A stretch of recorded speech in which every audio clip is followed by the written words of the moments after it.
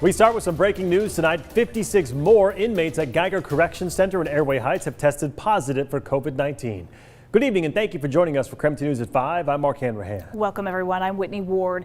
10 inmates at the Spokane County Jail have also now tested positive for COVID-19. Now, new protocols go into place today at both of those facilities, including weekly testing for staff and bi-weekly testing for inmates. They're also starting an isolation floor for positive inmates to stay for 10 days. A quarantine area will also now be set up for all exposed inmates to isolate for 14 days. And at Airway Heights Correction Center, we have also learned there have been 537 new coronavirus cases reported just since last Monday. Meantime, 7 members of the Spokane Health Advisory Council are taking a stand against Health Administrator Amelia Clark. Now, they said that they are resigning from their positions because of Clark's actions relating to the firing of Dr. Bob Lutz. KREM 2's Amanda Rowley shares what their concerns are tonight.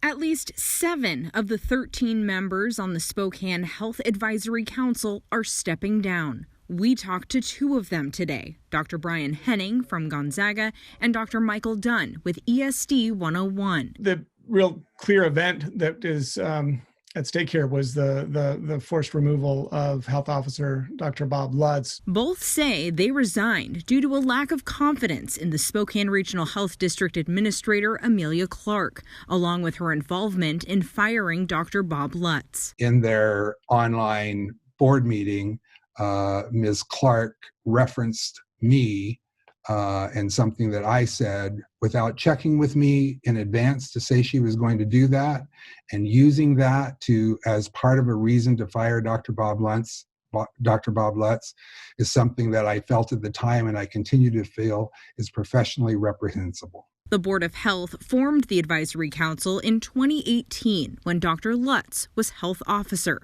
All 13 members have worked closely with him.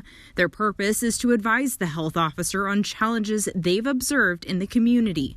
Dr. Henning says without Dr. Lutz, the council feels uncertain about decisions moving forward. It seems that the health board is more interested in finding somebody that's compliant than it is to find somebody who is willing to speak frankly to the community. Why now? I decided I needed to send an email and say, I just couldn't, in good conscience, continue serving on that advisory committee, and I copied that to everybody else. And then several others, took that up and said they would like to resign and offered to write a letter, and that's sort of why it happened right now. So you were taking a stand. You're taking a stand against Amelia Clark and the board's decision to fire Dr. Lutz. I was taking a stand for my own integrity.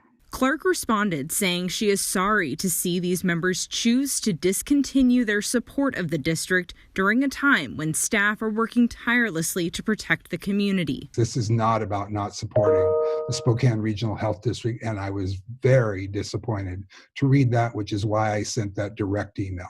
The bylaws say the health district's administrator and health officer will review and select applicants to fill the vacant positions. That's according to spokesperson Kelly Hawkins. The health district expects to begin the application process in January. Amanda Rowley, KREM 2 News. Today, the Spokane Regional Health District is reporting 366 new COVID-19 cases. 603 cases are reported over the weekend. There are also 7 new deaths reported today, and 128 people are currently in our local hospitals. And COVID hospitalizations continue to surge also across Spokane County. As a result, some elective surgeries are still being postponed. Now today, a Providence spokesperson told me bed capacity is low, but staff is the other main concern, adding our hospitals do not have unlimited capacity. They said we are concerned with the potential fallout of Thanksgiving gatherings. If we see an impact from the holiday, they say it will come soon.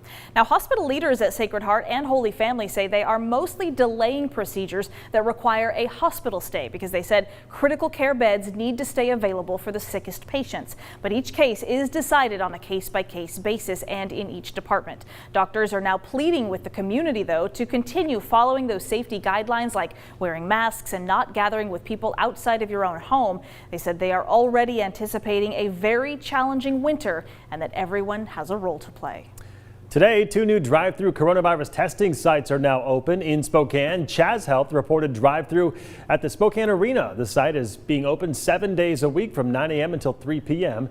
People who can be tested at this location include those with symptoms, direct exposure, or who work in a nursing home. Wait times can be up to 3 hours, so you'll want to fill out the paperwork online beforehand. You'll receive your results in 1 to 3 days, they say. The new site will help streamline testing in the city due to increased volumes and fixed capacity. We've certainly seen an increase in demand for testing, and we anticipate that to continue until vaccines are widely available for individuals. We're just encouraging anybody who either has symptoms or has been directly exposed to someone with symptoms that they come on down and get tested.